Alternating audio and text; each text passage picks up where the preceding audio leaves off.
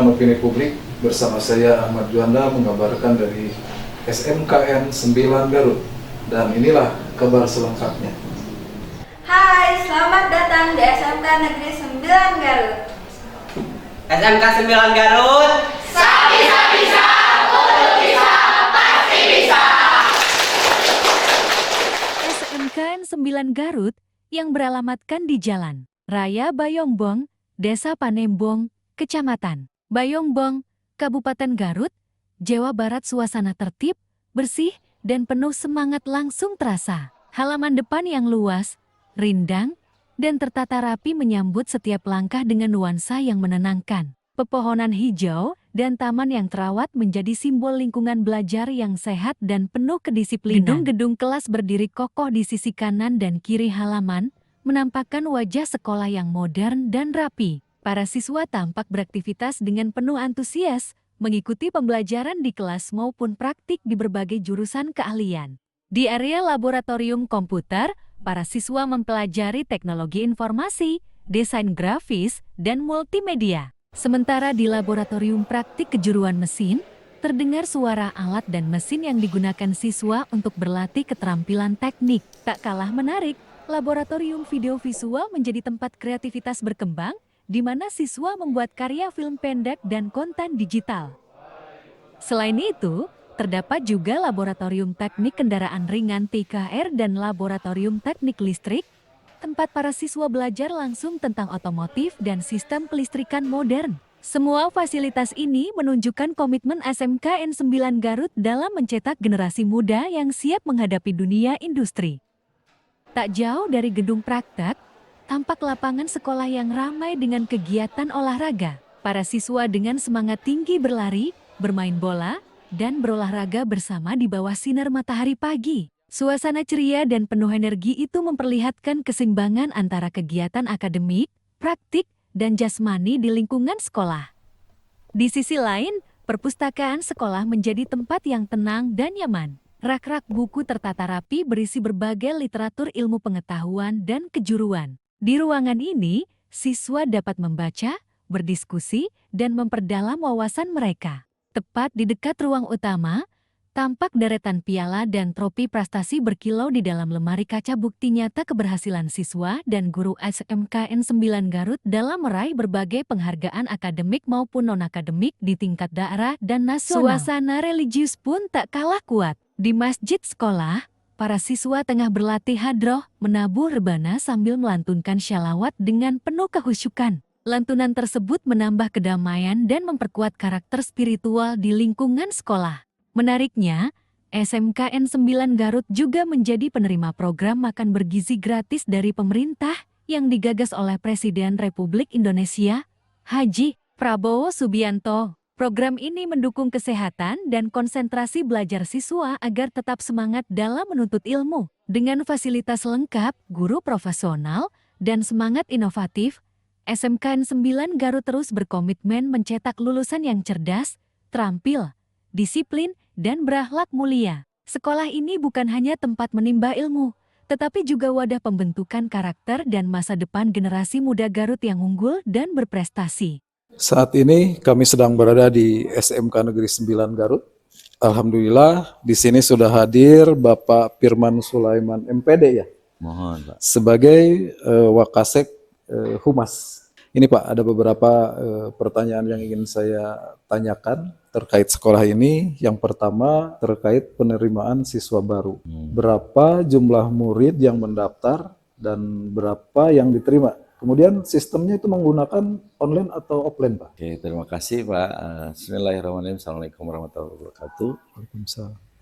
Terkait dengan kegiatan SPMB pada tahun ajaran 2025-2026 sesuai dengan arahan Juknis yang ada dari Dinas Provinsi Jawa Barat, kita melaksanakan awalnya adalah kegiatan PPDB atau SPMB dengan pengajuan kuota terlebih dahulu. Kuota yang kita ajukan berdasarkan analisis yang telah kami buat itu ada 20 rombel dengan total 740 siswa. 740 siswa.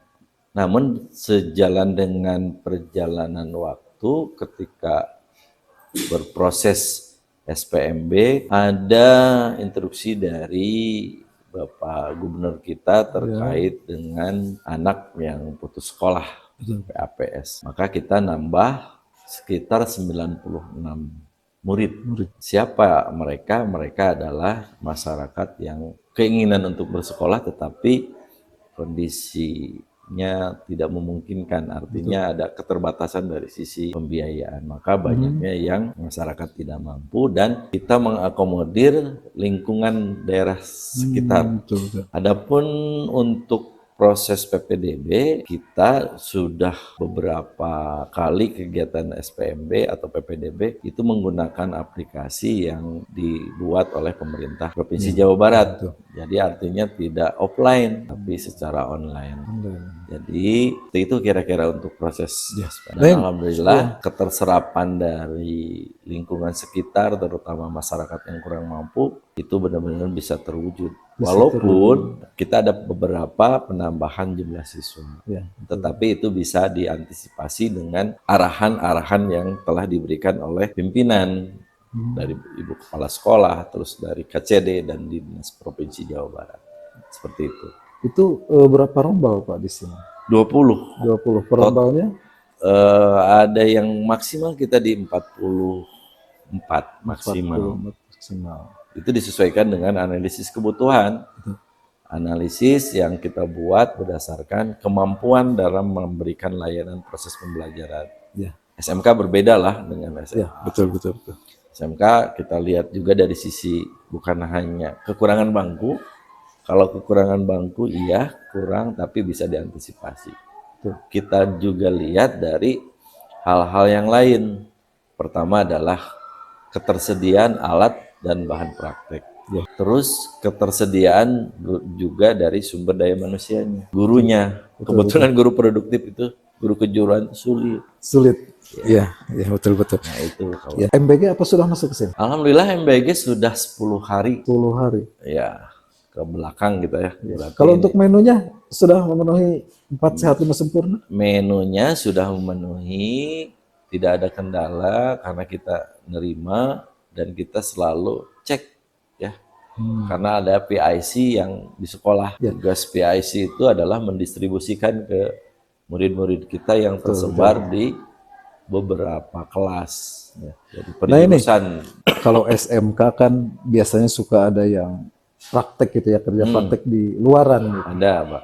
Itu MBG-nya seperti apa mekanismenya? Nah, ini yang kita usulkan karena kita berangkat itu siswa kita itu per tanggal 1 Oktober kegiatan PKL di luar kota. Ada yang di dalam kota. Kita mengusulkan dari awal supaya pertama NBG itu harus terdistribusikan. Yang kedua, hak siswa, walaupun mereka belajarnya ada di industri nih. Ada yang di Tangerang, Jakarta, Jabodetabek, di Bandung juga banyak, di Garut juga cukup banyak. Kita polanya adalah bagaimana yang sifatnya makanan bisa tahan lama. Keringan malah. Kita rencanakan, malahan kita mengusulkan sebulan sekali lah. Kenapa? Yang jauh kan biar sekalian pulang dia bawa paket itu. Jadi kita minta kalau bisa, kalau tidak bisa boleh per 10 hari makanannya berupa paket. Nanti kita informasikan melalui grup wali kelas karena ada orang tua, termasuk siswa yang berkesempatan untuk pulang, silahkan ambil haknya. Kita simpan di satu tempat yang representatif, kita ada serah terimanya juga supaya mereka benar-benar bisa mendapatkan MBG itu. Betul. Bagus, Pak. Kalau yang sedang PKL, jadi kami tidak menerima masa tiap hari aku harus datang ke sini, itu kan mengganggu proses kami. Betul. Di industri termasuk kalau yang jauh kan berpikirnya kos transportasi. Kebayang di Bandung udah nyerah ke MBG kayak betul. Nah ini Pak, begitu banyaknya yang mendaftar ke sini ya. Ya. Orang tua mau mendaftarkan ke sini, Mungkin ada yang jauh, ada yang dekat gitu. Ya sesuai dengan apa yang kita laksanakan itu on the track dari visi misi sekolah. Ya, karena kita punya visi terwujudnya pendidikan vokasi yang mempunyai karakter dari sumber daya manusia, terus berkualitas dan berindustri. Nah dari 3 poin itu kita masukkan ke dalam misi-misi sekolah dan kita buat dalam program sekolah. Maka semua program itu inputnya ini dari tadi Pak, SPMB atau PPDB. Prosesnya selama proses pembelajaran di sekolah. Di SMK kita melaksanakan 3 proses pembelajaran yang pelaksanaannya ada di ruang kelas, ada di ruang praktek, ataupun ada yang di industri kita titipkan. Termasuk dalam penyusunan kurikulum juga kita melibatkan dari pihak industri karena konsumen kita SMK nih, BMW bekerja melanjutkan dan berwirausaha, konsumen kita adalah industri. Maka apa yang menjadi kebiasaan, yang menjadi budaya industri, kita bawa ke sekolah. Diramulah dalam sebuah kurikulum dari tiap jurusan. Kalau di sini ada 6 jurusan, disesuaikan dengan kebutuhan industri. Polanya seperti itu. Program-program yang lain yang prinsipnya adalah bagaimana kita bisa menggali potensi minat bakat siswa. Tugas kita hanya mengantarkan, memfasilitasi dengan hal yang kita punya. Jadi hal yang lain perlu kita garis bawahi bahwa program-program itu betul-betul dibutuhkan dan sesuai dengan bakat minat siswa. Program-program tersebut itu kita ada kegiatan ekstrakurikuler dan kokurikuler. Baik dalam bidang seni, olahraga, kegiatan keagamaan, kegiatan-kegiatan yang berhubungan dengan kompetensi, melalui LKS dan lomba-lomba yang inovasi tentang SMK, kita laksanakan sampai saat sekarang. Itu saya lihat banyak sekali ya piagam-piagam, berarti banyak juga di sini anak-anak yang berprestasi, itu di bidang apa saja? Nah kebetulan kalau di SMK 9 yang paling terkenal itu satu program futsal tuh. Futsal itu ya alhamdulillah karena mungkin wilayah Garut ke selatan itu banyak pemain-pemain yang luar biasa, tapi dalam bidang olahraga futsal kita di tahun ini ada 2 momen kegiatan. Yang pertama adalah kegiatan tingkat nasional, futsal series Proton itu yang akan dilaksanakan di Jakarta. November, pelaksananya pada bulan November. Terus kemarin juga kita menjuarai futsal series regional Garut sehingga masuk ke tingkat provinsi. Nah untuk tempatnya kita belum tahu. Kenapa kita arahkan ke hal-hal yang positif, termasuk dari sisi atletik. Di SMK terkenal dengan adanya kegiatan O2SN. Maka kita punya jagoan di bidang atletik. Lari, tolak peluru, lempar lembing. Termasuk kita kemarin menjadi juara 1 untuk tolak peluru. Tolak peluru yang tingkat siswa yang mempunyai keterbatasan. Oh gitu. Nah, keterbatasan dari sisi fisik ya. Betul. Nah, apalah kalau tingkat nasional itu paragim atau apalah. Nah, seperti itu kira-kira. Ya, alhamdulillah salah satu dari siswa kita juara tolak peluru tingkat provinsi kemarin. Alhamdulillah. Nah ini Pak, terkait ini sekolah kan ada khasnya gitu ya, seperti baju batik, olahraga juga. Terkait dengan perlengkapan siswa, nah sesuai dengan arahan dari dinas, sesuai dengan arahan dari Pak Gubernur, pada prinsipnya kita tidak mau memberatkan orang tua. Tetapi kita juga untuk hal-hal tertentu yang sifatnya dibutuhkan untuk mendukung proses pembelajaran, kita coba sosialisasikan saja program. Karena kita punya keterwakilan orang tua, ada pihak komite sekolah, ada paguyuban orang tua. Kita coba kemarin berkomunikasi dengan mereka bahwa untuk kebutuhan baju praktik Ya. Nah, ini mau gimana nih sementara dengan kebijakan yang sekarang, tentunya kebijakan itu dibuat untuk kebaikan ya Pak ya. Betul, betul. Dan saya bisa tarik garis bawah yang pada prinsipnya Bapak Gubernur kita itu keberpihakan terhadap masyarakat yang kurang mampunya luar biasa. Ya. Saya juga lihat di konten-kontennya luar biasa, menjadi idola bagi diri saya ketika Betul. mampu memberikan Ya, ya. dari pribadinya untuk keperluan masyarakat yang perlu dibantu. Kami kemarin berkomunikasi dengan pihak komite dan peduli barang orang tua untuk membicarakan bagaimana solusi. Prinsipnya jangan memberatkan ekonomi. Itu sudah disosialisasikan, sampai sekarang belum terrealisasi. Oh, belum terrealisasi. Bagaimana mereka lah pihak orang tua, kalau misalkan prinsipnya tidak memberatkan, bisa saling membantu antara yang mampu dengan yang tidak mampu. Ya, termasuk sekarang Pak Gubernur kan lagi membuatkan kegiatan sampai 1.000 itu, dan itu mungkin bisa dari sana gitu, membantu masyarakat. Ataupun mereka siswa-siswa belajar langsung daripada jajan, MBG sudah, kita juga mengurangi kebiasaan yang konsumtif, ya salah satunya bisa dialihkan dengan kegiatan itu supaya untuk kebutuhan dia sendiri bisa mandiri. Jadi tong setik dengan tanah, kalau sementara kan orang tua ternyata terbatas ya. Jadi kan yang perlu dibiasakan itu adalah pembiasaan mereka, segala sesuatu yang mereka inginkan itu harus berproses, ujung-ujung gampang lah. Ya, nah itulah Pak, mungkin hanya itu yang saya tanyakan. Terima kasih atas waktunya, semoga sekolah ini semakin maju ke depannya. Ya, termasuk satu lagi nih Pak, terkait dengan program yang baru.